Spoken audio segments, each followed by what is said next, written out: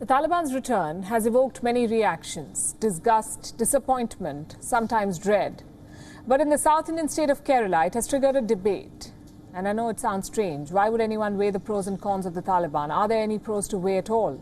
In Kerala, there are. I'm talking about the PFI, or the Popular Front of India, PFI. They call themselves a neo-social movement. In reality, they are Islamist extremists.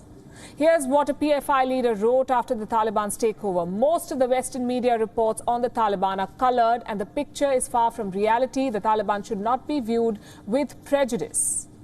By the way, this man is a college professor. He says the Taliban must not be viewed with prejudice. Since when does a history of murder and terrorism count as prejudice? Unfortunately, he isn't some loose cannon. Many in the state have glorified the Taliban's victory. Even mainstream political parties are getting drawn in. Senior leaders are sparring on social media.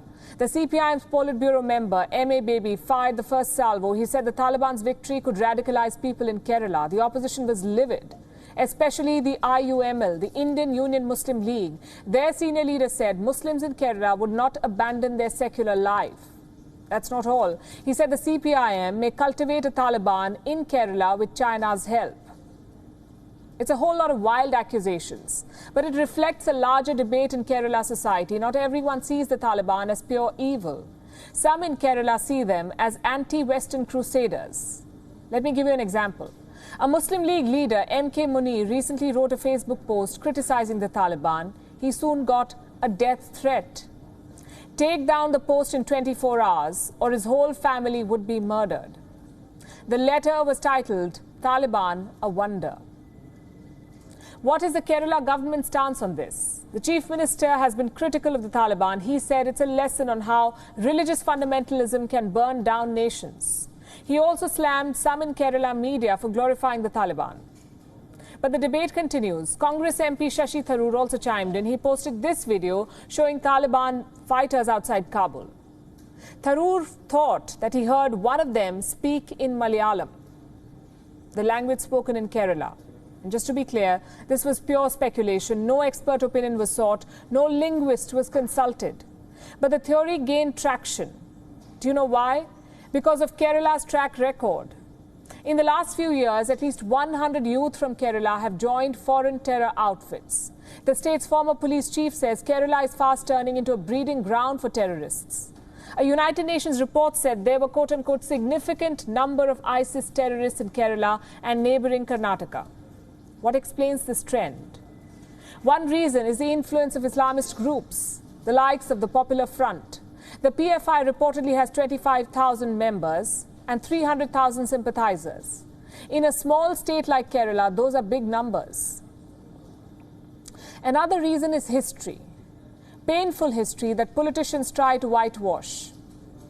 Let me tell you about the 1921 Mopla rebellion. It was launched by Muslim tenants in northern Kerala. Their target was not just the British, it was the Hindu landlords as well. What followed was a bloodbath. More than 2,200 people were killed, women were raped in front of their families, and around 300 temples were damaged. Sounds a lot like the Taliban, doesn't it? That's the new debate in Kerala. Muslims who died in that rebellion were accorded martyr status. They were called martyrs of India's freedom struggle. But a new government panel disagrees. It says the rebellion was communal. So the Moplas cannot be called martyrs. What do the political parties say? BJP leaders say this rebellion is a manifestation of Taliban mindset. The Muslim League disagrees. They say it was an anti-colonial rebellion. What about the historians? Well, they are still divided. But here's a popular take. The rebellion may have started as a peasant struggle, but it grew into a bloodlust. Hindus were hunted and killed. With the Taliban's return, all this history is being dug up. Every political party has something to say. Every leader has an op-ed to write. But here's the deal. This is not a debate. The Taliban are pure evil. There are no two ways about it. And when you start debating evil, it's a slippery slope. Kerala would do well to steer clear of this deliberation. WION is now available in your country. Download the app now and get all the news on the move.